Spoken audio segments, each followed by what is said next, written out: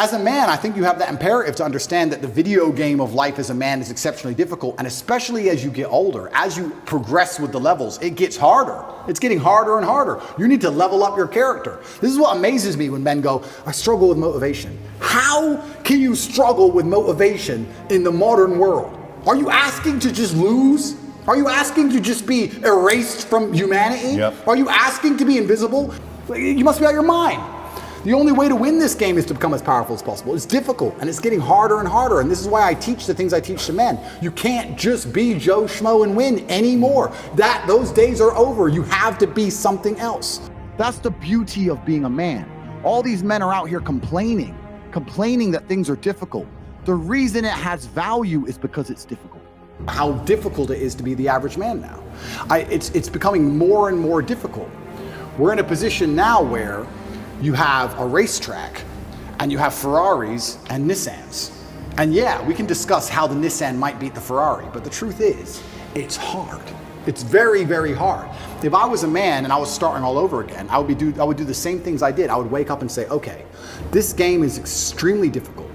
My best chance is to level up my character to a point where the game becomes easy.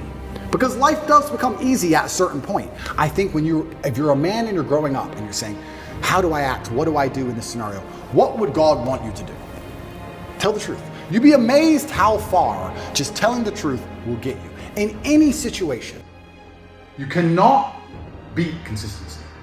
The person who does what they're supposed to do day after day, regardless of how they feel, is going to be the person who wins. If you're the person who wakes up, does work, is fantastic at it, and then takes 3 days off, you're going to lose. They say that hard work beats talent when talent doesn't work hard. That is completely true. You have to be consistent. You have to decide. Are you the kind of person who wants to make a lot of money in this life and live a life of freedom? Or are you the kind of person who wants to look back when he's 30 on his 20s or 40 on his 30s and look at that decade and go, what did I do with that decade? Well, I didn't get rich. I didn't travel the world and live like they do in Tate Confidential. What did I do? Well, I had a day off here, a day off there, a bunch of nothing days that amalgamate into this decade of nothingness, and you're just wasting your time. If you want to win, you need to be consistent. You don't need to be the smartest, not at all, but you have to be the guy who's there day after day. What is going to determine how successful you're going to be is, are you there every single day? Are you doing what you're supposed to do day after day? I can also apply this to sales. I knew guys who were terrible on the phone. Back in my day on sales, you used to have to call companies. I was smooth, I was the best. We had some other guys who were smooth. They'd land a deal, go buy a nice car, whatever, take a few days off, take it easy. We had people who were terrible. And when I say terrible, I mean they had a thick Indian accent, didn't speak English that well, didn't know the script that well, didn't know the answers, but they were always in the top 20% of the company because they just hammered the phone. They just were on it. They needed to feed their family in Bangladesh. They didn't give a f. They were just calling. That's it, day after day. When you're on lunch break, he's on the phone. You can win with hard work alone. That's what's amazing about the universe when I say that. God will give you anything you truly want. If you truly want money and you truly try hard, you are gonna have as much money as you could possibly ever desire.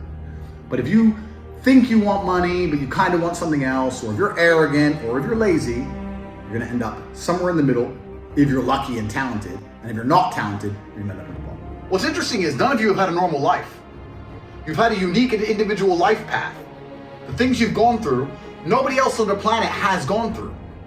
You've lived certain experiences, the school you went to, the time you were picked on in that class, the girl who broke your heart. Every single thing you've been through is unique, like a fingerprint, a completely unique life.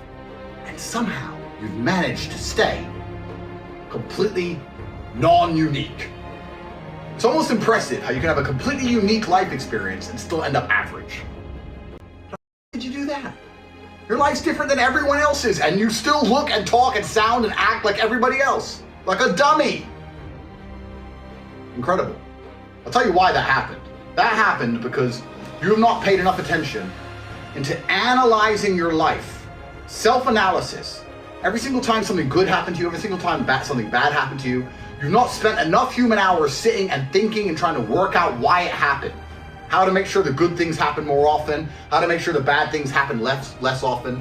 What was God trying to teach you? Everything that's happened to you has been sent from God himself to guide you on a unique path. Everything good and everything bad. And the point of the unique path is that you end up a unique person. but you are failing. God is unhappy because you're not trying hard enough. God hates the lazy. God wants people who try. Do you understand? He's created all of us, and he's looking down, and he's seeing the ones who are really trying, seeing the people who don't try at all, and then he's seeing people like you. Most of you are in this category, somewhere in the middle. You've convinced yourself you're trying, and you tell other people you're trying, but deep, dark, in the middle of the night, really, you know you're not trying as hard as you should be. People decide to be pawns. Nobody is destined to be anything they don't decide themselves to be. If you're truly uncomfortable with something, you can't exist there. When I was a pawn, I did my job to the best of my ability, but let's change it. When I was a brokey, I knew I was a brokey. Trust me, I knew very well I was a brokey. My life reflected it, as did my bank balance. But I was uncomfortable in it to a position where I couldn't sleep at night. I had sleepless nights just laying there thinking, how the fuck are people buying Ferraris? I can't pay rent. This doesn't make sense. I have to escape. I can't live this way. If you're genuinely uncomfortable, if I set you on fire, you're going to stand up. You're going to move. If I set you on fire and you're chilling, then you can't say that the fire's burning. The people who are broke, and they have been broke for years and years and years, and they're still sleeping in late playing video games, are comfortable enough being broke to stay broke. I couldn't be comfortable in that position. If you put me in a shitty position, I'm so desperately uncomfortable. We can change it from money to something else. If I was morbidly obese, it wouldn't last long. I'm telling you now.